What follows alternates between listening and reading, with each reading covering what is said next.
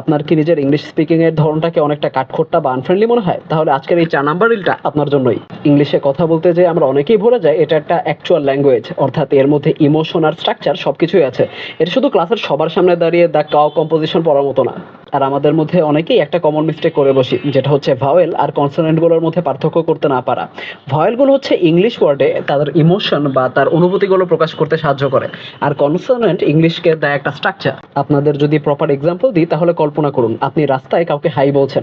এখন আপনি হাই বলার সময় ইংলিশ ওয়ার্ডটাকে একটু যদি টেনে বলেন বা হাই বলেন, তাহলে মনে হবে যে আপনি এক্সাইটেড। কিন্তু আপনি যদি জাস্ট হাই বলে রেখে দেন, তাহলে বোঝা যাবে যে আপনি জাস্ট বলার সাথেই বলছেন, আর সেখানে আপনার কোনো এক্সাইটমেন্ট নেই।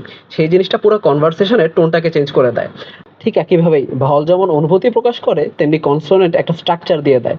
আপনি যখন কিছু কমন ওয়ার্ড যেমন হ্যাট উচ্চারণ করেন, আপনি এটাকে একটু টানেন, কিন্তু আপনার টি উচ্চারণটা সেটাকে থামিয়ে দেয়। অর্থাৎ বোঝায় যে ওয়ার্ডটা এখানেই শেষ, আর আপনার উচ্চারণ ভঙ্গিটাকে একটা প্রপার সিস্টেমের আওতায় নিয়ে আসে। এই বেসিক জিনিসগুলো আপনার ইংলিশ রিডিং বা একা একা কথা বলার মধ্যে কোনো ডিফারেন্স না আনলেও, যখন আপনি মানুষের সাথে ইংলিশে কনভারসেশন করতে যাবেন, তখন খুবই ইম্পর্টেন্ট হয়ে দাঁড়াবে। কারণ এগুলোই ডিসাইড করবে যে আপনার সাথে কথা বলার সময় মানুষ স্বাচ্ছন্দ্য বোধ করছে নাকি অকওয়ার্ড বোধ করছে। দিস ইজ রিফাত অ্যান্ড আরিগাতো ফর লিসনিং।